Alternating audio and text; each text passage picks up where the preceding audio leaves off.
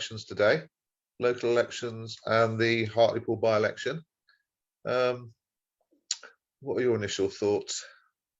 Well, the big news today is that our Prime Minister and the French Prime Minister are engaging in what can only be described as some sort of nationalistic penis waving around Jersey. Yeah, we've sent naval ships to Jersey on election day. So yes, that's gunboat diplomacy in its very literal sense. Rather extraordinary. What do you make of that, Jace? I think I worry about Boris Johnson when he starts waving his penis around, because STD galore really there, isn't it? Normally at least one person gets pregnant. Yeah. Yeah, exactly. Have we ever had a more promiscuous Prime Minister who then denies having ever been promiscuous? But yeah, I mean, it's Hartlepool obviously is the other end of the country. It doesn't, it's really affect Dorset so much. It's more of a concern and sympathy for the voters out there in terms of the choices that they've got, because it's Tweedledum and Tweedledee as far as I can see.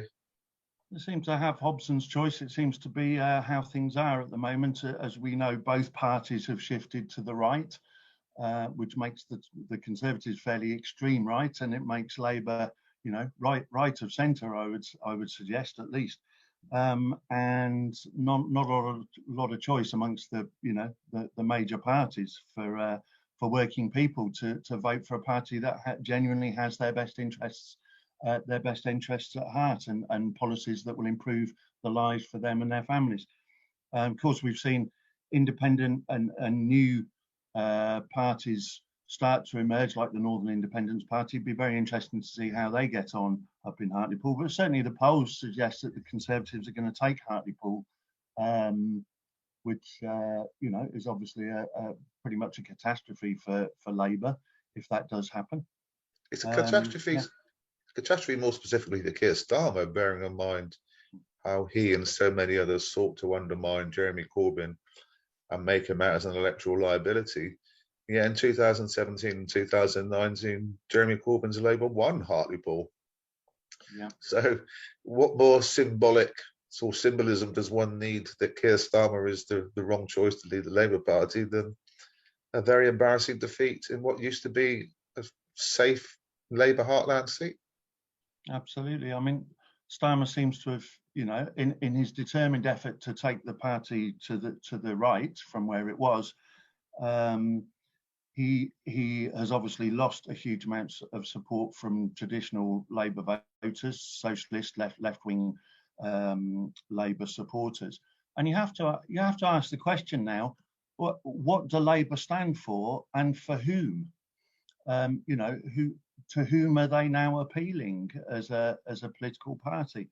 And those questions are sort of up for grabs because their policies aren't clear. They don't seem to have expressed a new vision that benefits the majority of people in this country. So yeah, what are they offering, and to whom are they offering it?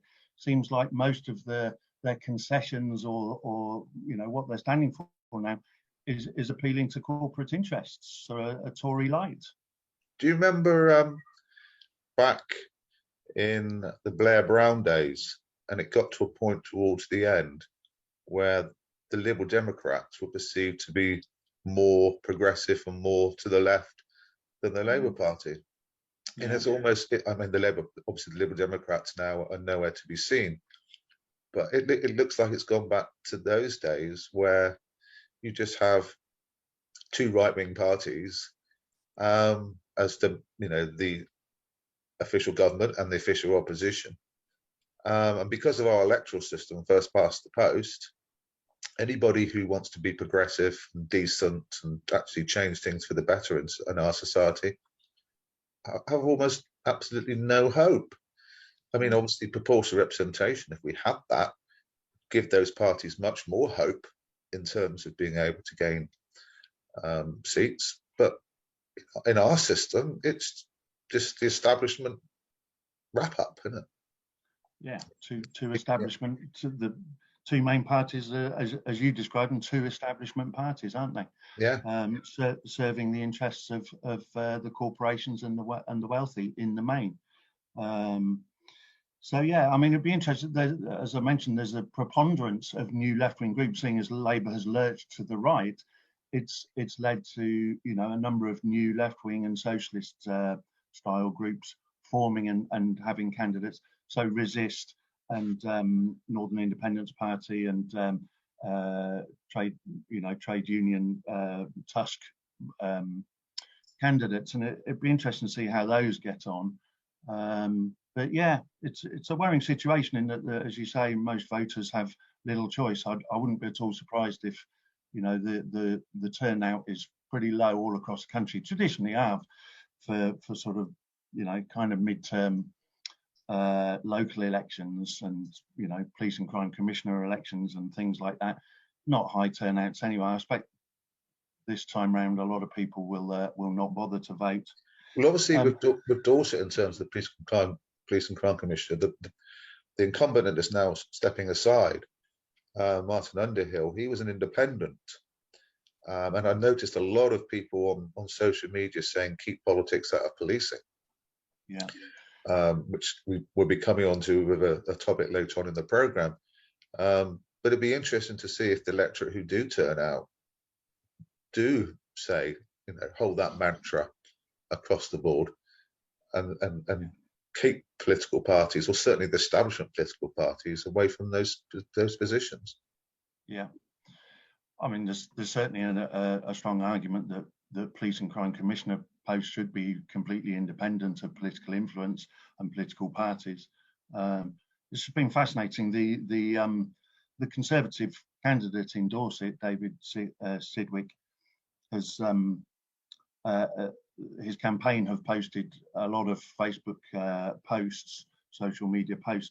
And it's been quite extraordinary in that they posted, that he's very concerned about antisocial behaviour, and he's from the party that have cut youth services across the country by 73%.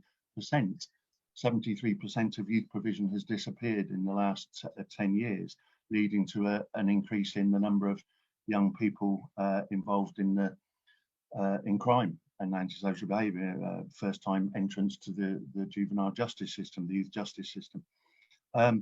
He's posted about concerns over police numbers and the closure of police stations, and yet belongs to the party that has presided over more than half of our police stations in the country have closed in the last 10 years. More than half of police station front offices in Dorset have closed in the last 10 years. And finally, he posted something about integrity, which I'm not sure what to say about that, given the rampant corruption that's been very evident recently. So yeah, surprising things to campaign on, really. I think just to finish off on this particular topic, it was I like I think somebody quoted a long time ago saying that a political manifesto is like the three horsemen of the apocalypse, or was it the four horsemen of the apocalypse learning how to write? And it's just true, isn't it? It's just lies, drivel, get me into power, and then stuff a lot of you. Yeah, quite. And of course, the other thing is we have the London mayoral elections, but I mean, if polling and bookmakers' odds are anything to go by, it's pretty much a certainty that Sadiq Khan will be re-elected there. There's obviously 20, I think, in total candidates, but I think most of them are kind of joke candidates or candidates that have almost no chance of posing a threat to Khan. So it looks like Sadiq Khan will be re-elected there. Okay, let's move on to the next topic, and this one is